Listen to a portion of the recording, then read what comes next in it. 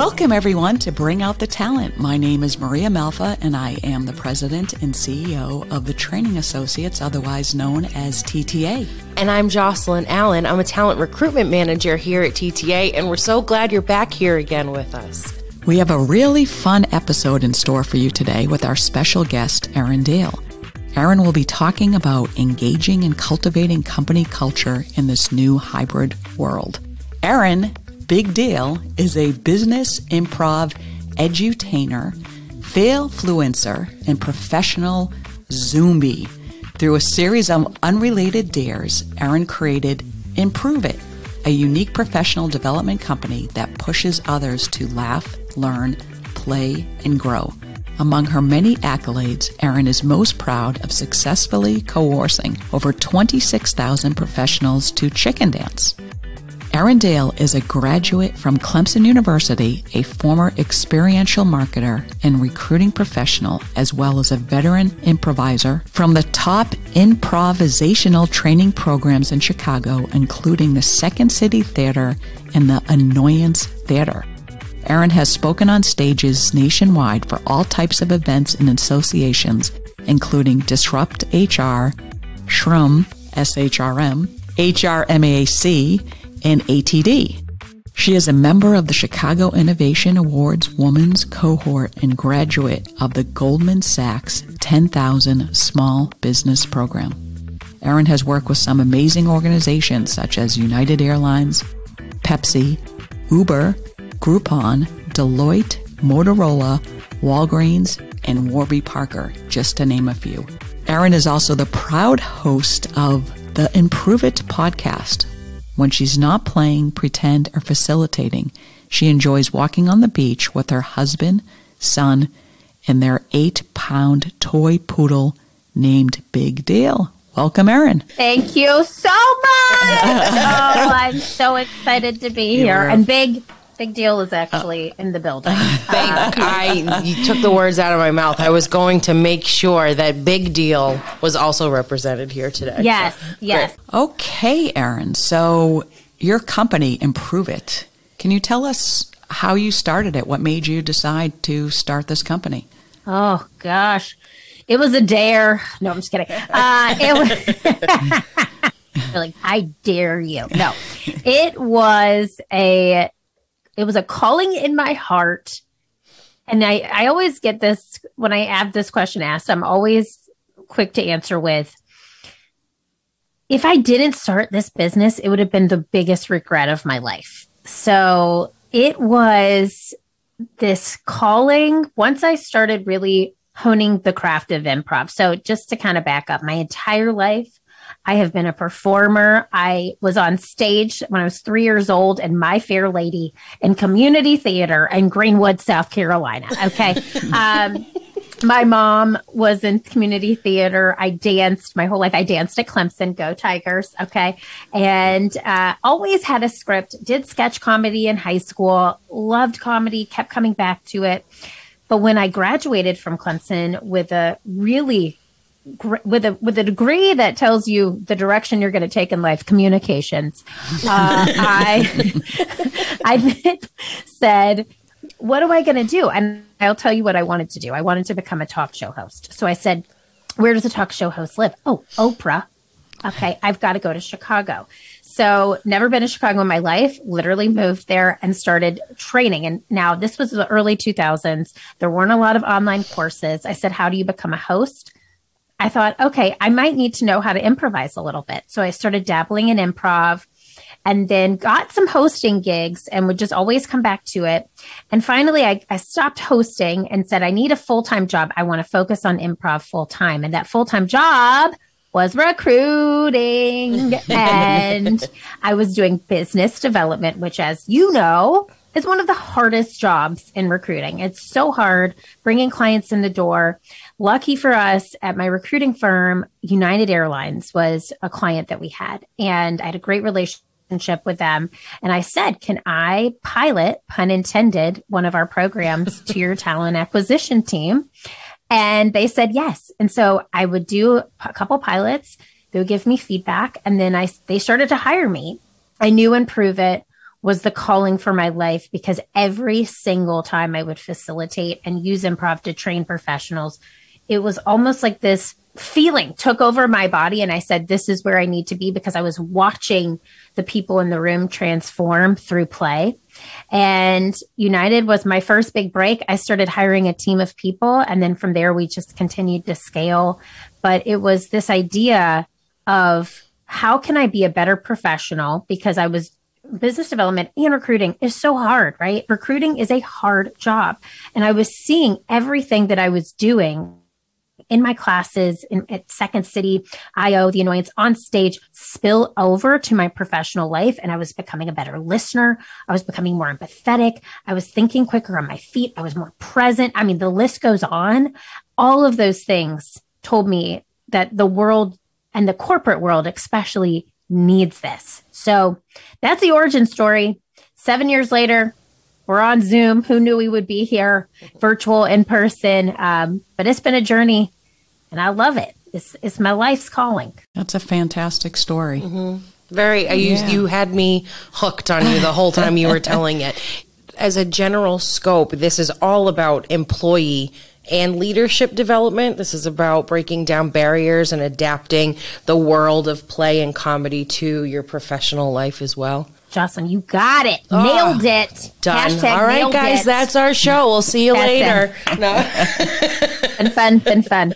Here all day. Right? No, that's it. That's totally it. It's break it. That barrier piece is huge. That is exactly it, because mic drop. I really believe that people wore masks to work before 2020. We were wearing hypothetical masks. We were afraid to be vulnerable. We were afraid to show this real part of us. And it's through breaking down those barriers that we allow people to truly be themselves, and we allow them to play. And it's in that play where we teach. When you have no judgment and you're just locked in and ready to go, that's how I learn best. When I'm like not second guessing myself, I don't have sweaty armpits because I'm nervous. I'm just in it, and that's what we do. So, Erin, one area we've seen a need with our clients is the navigating of the new hybrid world to make sure that employees are engaged and feel connected. Are you seeing that with your clients? Oh, yeah. It's the number one challenge that we're facing right now. And that's truly why we work with clients, is because they want some type of outside of the box engagement. And I have had long-term clients who have let go of their lease and are now completely remote.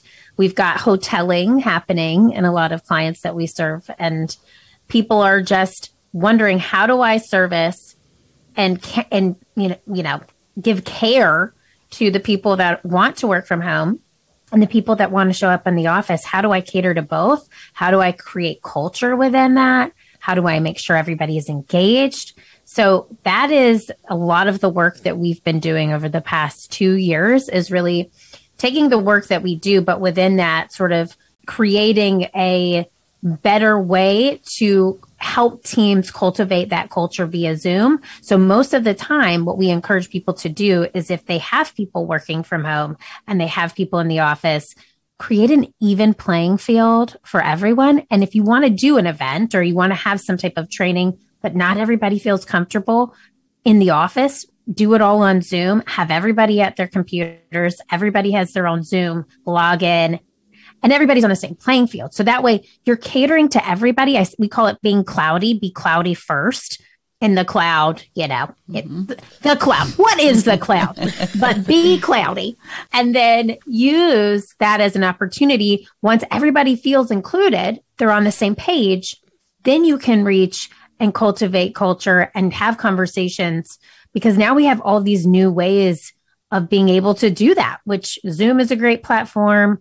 WebEx. I'm not a huge Teams fan. Sorry, Teams. But I'm just going to call that out. But I will say that a lot of the platforms today that are being built and things that are coming up that are similar to Zoom allow that engagement and culture to be had. And I've got a completely cloudy culture right now myself, except for when we do in-person events. And we have been doing a lot of team gatherings together, which is nice because you need that in-person connection. Mm-hmm. But you want to make sure people feel comfortable and you're meeting them where they're at, because that, I mean, it goes into this whole topic of the Great Resignation and making sure people feel heard and seen. If we want to keep people and retain talent long term, we've got to listen to what they're comfortable with, make sure they feel safe, and then create an environment around that. Your call outs to culture and the hybrid workforce are incredibly valid. That's what everybody's dealing with right now. I think that those are the two things, too, tying back to the Great Resignation, that are the most important for those job seekers, is how am I going to feel in your organization, right? And, what opportunities are there for me, in the sense that hybrid work isn't necessarily a perk anymore, right?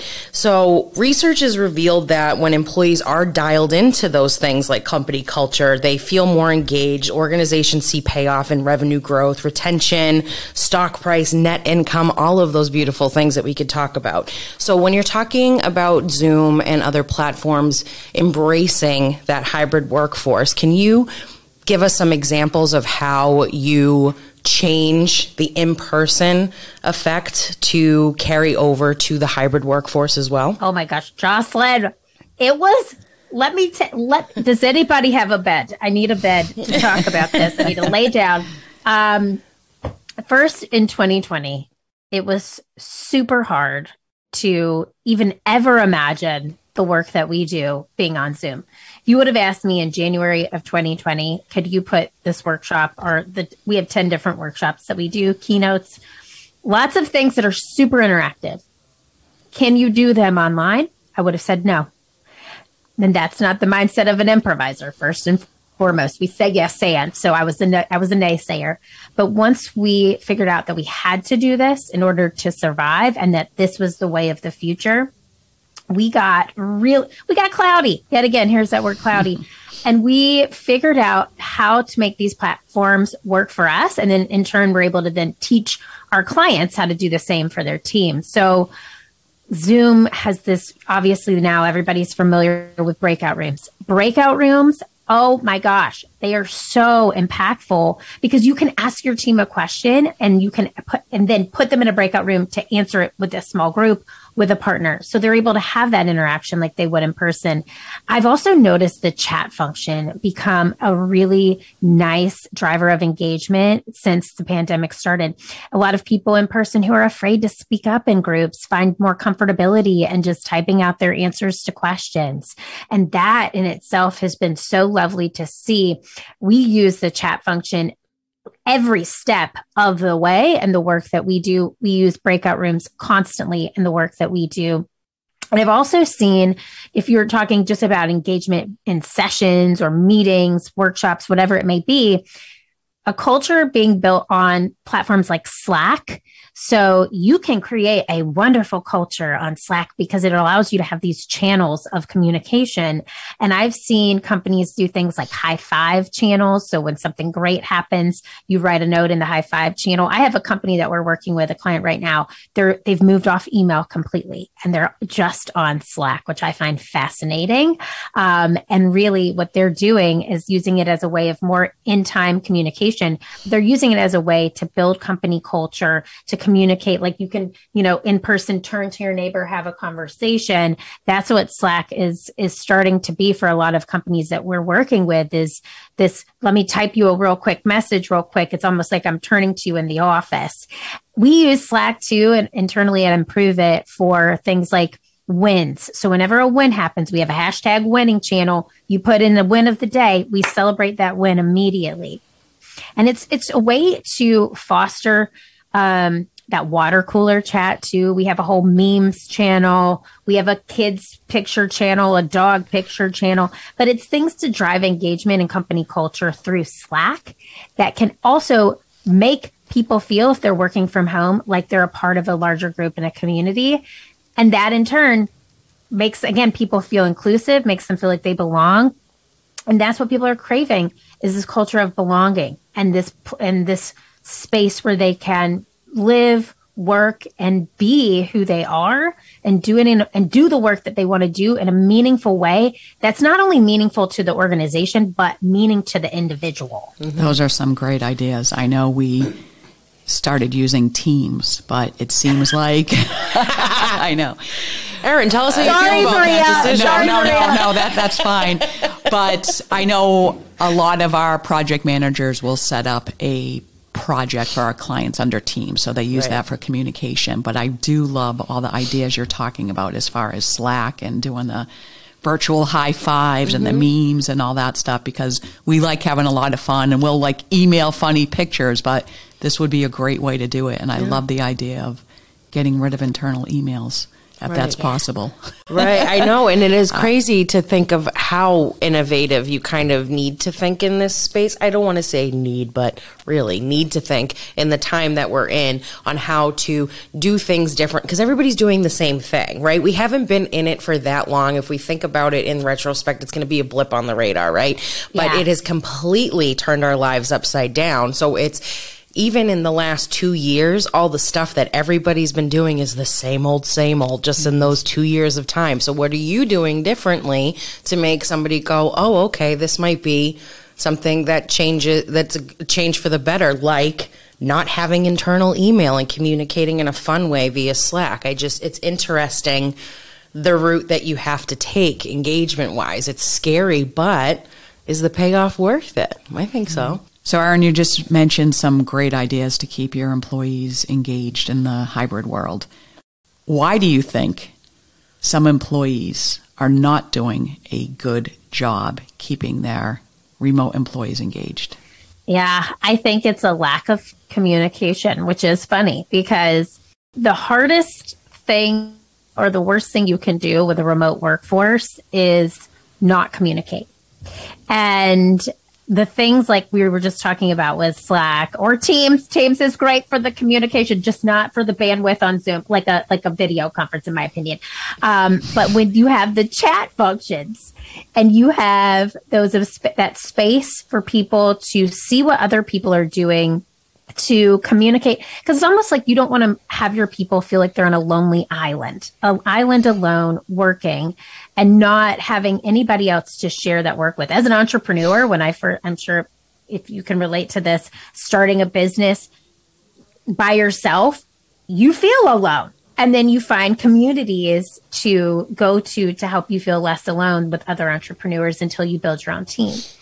So the biggest thing that I think that leaders need to think about when engaging their teams is the right amount of communication, not micromanaging, but allowing the team to feel like they are not alone in the work that they're doing, making sure that you're having touch points weekly with your team, setting those up in advance, having agendas for those meetings, having fun things in the meeting that they can look forward to. For example, in our meetings, we always start with the peak of the week prior. What was the peak? What was the best thing that happened to you at work last week? Starting off with conversational points that make people want to show up and share. Holding each other accountable is another huge piece. If you're not holding your team accountable for the work, is it getting done? And then the other thing I want to mention too is something I've heard a lot of our clients doing, which is focus hours. So if your team wants to have a space where they can go on Zoom or Teams, wherever it is, where you create one person as the facilitator. All right. So let's say it's Jocelyn. Jocelyn's the facilitator for this focus hour. We're going to do a focus hour at these times on the calendar. You can just pop onto this Zoom link or a Teams link. We're going to have some music. It's like a coffee shop music that I'm playing. And literally, we're just all on mute. The chat box is there if you want to chat a friend. But we're just going to be here working together so you can focus on a specific task for this hour. Sign off whenever you need. But that way, you're seeing the people around you do the work and feeling as if you are in the office together, and you're also engaging with your team because your video is on. You're just working at your desk typing, knowing that your teammates are there to support you in case you need something. You mentioned you have 10 different workshops. Can you talk a little bit about these? Absolutely. So we train on power skills. We have now said that the word soft skills is dead. We gave it a nice funeral. Thank you so much for coming out. You're gone. Power skills are these skills that are going to be continuously needed in today's workforce. When you say soft, sometimes it seems like they don't really matter. Things like effective communication, team building, presentation skills, networking, leadership, thinking quickly on your feet, taking initiative, creative risks, career like 101, sales training, and vision setting. These are the 10 offerings that we have, but those are the skills that we really see leaders and teams needing in today's world. And so what we did, those 10 things existed prior to the pandemic. What we did is we just moved all of them onto Zoom. We had to tweak a little bit of the activities, but we use play. We use improvisation to train on these soft skills. So every workshop has an overarching thesis statement, objective that we break down.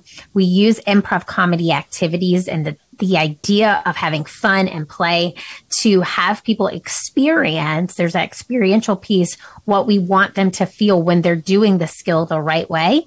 And that's what the workshop teaches you step by step, is how to be a better leader, how to be a more effective communicator. And these are each individual workshops, but they're either an hour and a half on Zoom, 2 hours in person.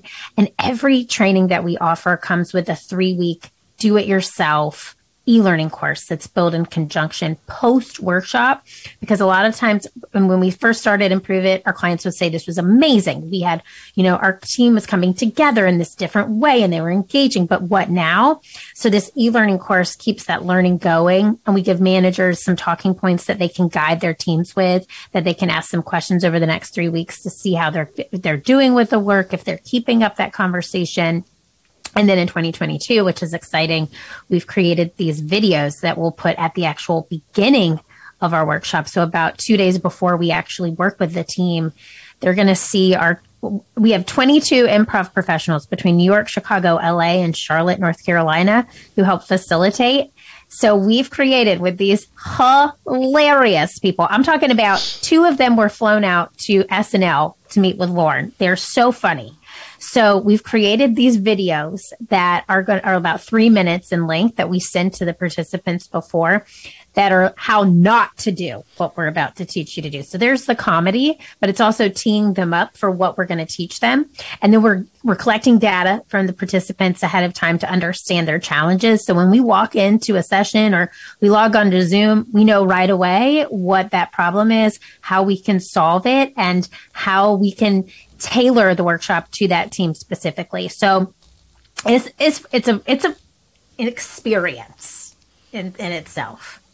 What would you say the difference is doing improv with a group versus role playing? Oh, great question. Very good question. Such a good question. I'm never stumped for words. No, I'm just kidding. But I'm stumped. No, role play in itself is one of those things that I have seen time and time again, where you say to your team, I've said it to my own team. I'm like, well, let's role play this.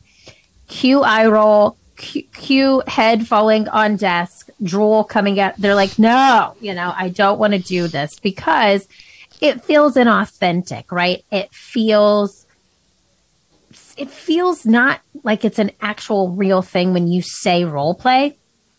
When you say we're going to use comedy or we're going to use play to guide you through these scenarios, there's just a different connotation with that. There's also this idea. I have a 2-year-old, right? I am watching him play all day long. He is improvising all day long. This right here is improvising. We are all improvisers.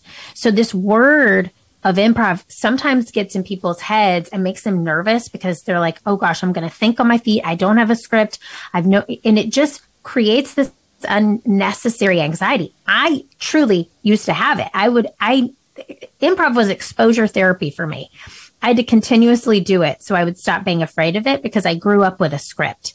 The moment that I started doing improv, I became this person who was scared of it.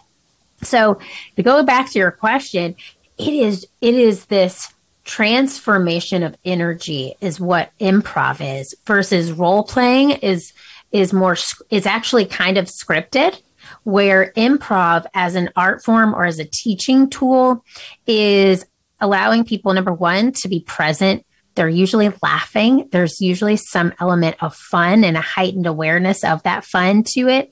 And then through that, it's almost like when we were starting the show, we were laughing really hard and having a good time. Those barriers dropped. That's where we get you. It's like we trick you into learning almost, because you don't even know you're learning. And then you walk out of our sessions or any session using improv in hindsight, and you're like, wow, oh, aha. These moments start coming to you like, oh yeah, this conversation. And I'll always remember when I first started improv in my own training, just as an actor on stage, I would walk away from a rehearsal or a show and I would replay the scenes in my head. But the amazing thing about improv is that it can never be recreated ever again, ever. With role play, you can go back to it and tweak it because it's usually a little bit scripted, right? But with improv, the magic happens because you're so present in the moment. You're listening to somebody's idea and then building off of it. And in that conversation, you're so present. There's no room for judgment or just that anxiety that we feel when we think, oh my gosh, I'm nervous. I'm going to have to improvise or think on my feet. When you're actually in improv and your scene is working, you're actually improvising. There's no feeling like it. It's like a euphoric high. Mm-hmm. It's like a drug people want to keep coming back to because you transform. And that's how we transform teams, is by getting them to that place. So do you do one-on-one coaching with leaders? Yes, we do. And I love it. It's it's a passion of mine, truly. We're starting to do this more once we've engaged with a team, to continue to work with 1 to 2 leaders of the team post engagement, because we're able to then now we know their team.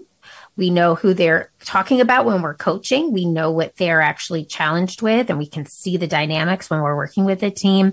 So that's my favorite way to coach a leader, is to actually work with the team first, know the challenges, see the team dynamic, and then work with that leader to problem solve whatever that leader's challenges are with the team. I love it. That to me is just, I love that relationship that you create with your coaching clients. I love it. It takes it a little bit deeper than what you're already creating in that kind of more group setting. Yeah. And then to watch them transform too, that's my favorite. Mm-hmm. Love it. A large part of this conversation has everything to do with engaging your employees and your teams and starting from leadership and working your way down, right? Maria, I find, is incredibly generous when it comes to including everybody and ensuring engagement. We've won awards for being one of Boston's best places to work several years in a row. You do so much for us. You gift us all the time. There's t-shirts and sweatshirts and mugs and all of this really cool stuff that she does for us, anniversary gifts and whatnot. But I think what people struggle with is understanding what those extra steps towards engagement, how they're actually affecting their teams. So what can leaders do, or what steps can they take to ensure that those steps are working towards an engaging company culture? Yeah, this is a good question, because we are not in person anymore. It's as much as we used to be. And if we're not engaging our company culture, what does that mean? I love this quote. I don't know who said it, so I can't tell you. It's a quote, but it's a CFO says, or a CEO says to a CFO, what happens if we don't invest our dollars in training our people and engaging our people? And the CFO says to the CEO, well, what happens if we don't train them and they stay? So it's all about this idea of making people feel like they belong, right? Creating a space where you feel like your personal intrinsic values are met. There is an author of the book, Radical Candor, Kim Scott. I don't know if you've ever read the book, Radical Candor. We had her on our podcast, the Improve It podcast, recently. And that was one of the most infectious conversations that I've ever had as a leader, because it starts with this idea of, if we're going to give feedback, which a radical candor sounds like you're giving mean candor to somebody. It's actually the opposite. And it's actually, if we're going to give feedback as a leader, we need to first receive that feedback first. We need to be able to hear what is an employee's motivation? What does an employee need? What am I as a leader not doing right? What am I not doing well? And so it starts with leadership saying to the team, what could you have? And she says this in a very specific way, creating a question that will solicit feedback from your team members. What can I do to engage you further? Not, am I engaging you? What can I do? Using what questions so they can say, hey, here's what I need. And learning from the employee what motivates them personally and trying to incorporate that into work is something that is going to resonate with a team member long term. If you can think about right now, just even as we're talking, a leader you've had in your life, whether it's a boss, a coach, a mentor, and why that person sticks out in your mind, it's usually because that person took time to invest in you personally. So I can think about a leader right now. She is literally still one of my good friends. She was my boss before I started Improve It at my recruiting firm. I'll tell you this, in a million years, I would not have stayed in that job as long as I did. I stayed there for 6 years. I didn't know I loved the work, but you know what I did know once I started working there was I loved her. And she made work fun for me. She understood what was important to me as a human being. And when I told her about the idea for Improve It, she was the person who told me to talk to United Airlines. And so I told her when I left, you created this monster. This is your fault. But I will always credit her for believing in me, for showing me that I can do the work that I was doing, for providing a fun environment, for making every single person on the team feel included. And that has spilled over into the way that I lead my team. I do like Maria with the anniversaries, the birthdays, the engagements that you're doing with your team. That matters. And I think people in today's working world, all they want to know is that they are safe and they belong in the space that they're in. And then within that, their needs and their values are being seen and heard. And that's it. And if you can create that environment for your team, there will not be the great resignation. There will be the great re-engagement. That's it. That is it. I know one of your titles is the Fail Fluencer. So why don't you speak about that and let our audience know more about what you mean. Oh, Maria, there. You're going to like this one. Okay. I wish... Well, I can't spend my camera angles are off right now, but I have a sign to the right of me that says fail. Yeah. I gave myself the title of Fail Fluencer in 2020 when the world shut down. The way that I engaged with clients and people and my community was in person. Everything from speaking events to networking events to associations we were a part of. Every single thing was, hi, I'm Erin, in person, shaking your hand. Didn't really use LinkedIn. I was kind of using LinkedIn back then, but for social media, it was just pictures of Big Deal, my child, nothing of connecting virtually. So I turned my Instagram to public. I started posting on LinkedIn every single day. And so there was this idea of there's all these influencers in the world, right, on social media, people who influence, right?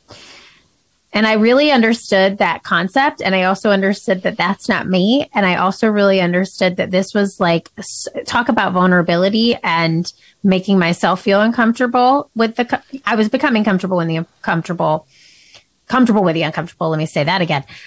So I just started doing it. I started posting. I started being real. My Instagram handle is Keeping It Real Deal. The first picture I've posted of myself in March of 2020 was me literally with real tears crying. I have fake eyelashes. I had like one fake eyelash hanging like this because I was crying so hard. It was when I thought our business was completely failing. And it was just like, here it is. I'm going to be real with you. I'm failing. Things are happening and we are trying to figure it out. So this idea of fail fluencing started in March of 2020, and I've leaned into it ever since. And it's this idea that comes from the improv stage that there are no mistakes on stage, only gifts. So anything that you say on stage is not a mistake. It becomes a part of the scene. So if we're having a conversation right now and I were to spill coffee on my computer and say, oh, crap. And then instead of just letting that sit there, I could say, crap. So that's my favorite game to play in Vegas. And then we could start planning a girls trip to Vegas and talking about Vegas. And that would just continue the conversation versus just letting that sit there. Right. So this notion of fail fluencing is something that I really leaned into. And I also started doing with my own team. So every quarter, instead of having like a vision setting party, we have a failure party or a fail party, where instead of making a vision board, we make a board of all the things that we failed at, pictures of things that happened to us over the past quarter, personally, professionally.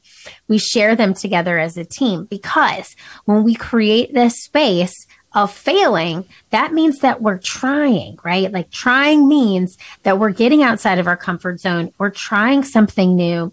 We're learning through that process. It's going to make us better in the long run because we're innovating versus staying stuck. And so it's a growth culture mindset, first and foremost. It's a way to recognize the humanity of it all. We're not perfect. We're going to make mistakes. And so even yesterday, I did an interview with an author I really like. And he said afterwards, he goes, I totally forgot. We were supposed to do it on LinkedIn Live. He's like, forgot to hit the live button. He goes, fail, yeah. And I'm like, isn't it just, he recorded it, but we forgot to go live. And so to me, it was fine because I hated the sweater I was wearing at the time and I didn't, but I was like, you can lean into this fail, yeah, because it kind of just allows you to say, you know what, I failed, but that's okay because I was experimenting. I was trying something new. I was getting outside of my comfort zone. So I've really leaned in. It's kind of like, don't give a, we'll call it crap. Don't give a crap mentality and just go for it. And that's another rule of improv, is just getting out of your own way, getting out of your head and allowing yourself to try new things. So #failfluencing. Love it. Erin's like the Bob Ross of improv over here, saying that there's no mistakes, only happy accidents, right? I love that. That's right. Here's my paintbrush. Can't wait to see how you paint. I would love that. Here it is. Here's a tree. Here's another tree. Failure branches. Branches are failing. Yeah. Branches. I love it. We are coming to an end. This has been amazing. So I know we've went off a little bit from our original agenda, but because you do so many different things, but it all comes back to how to engage a hybrid culture. And, Erin, I love all the different classes and the workshops that you have. And what we'll do for the audience is we'll send more information on Erin and Improve It and all of the different workshops. So is there anything else you'd like to tell our audience? Just keep failing, keep improving, because the world needs that special it that only you can bring. You see what I'm saying here? Improve it.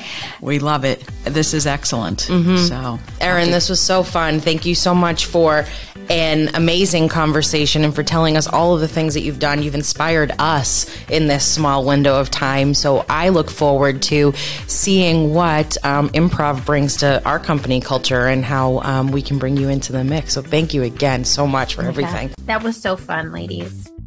For more information on today's podcast guests and how they can help your organization, please visit www.thetrainingassociates.com. Bring Out the Talent is a Mudhouse Media production.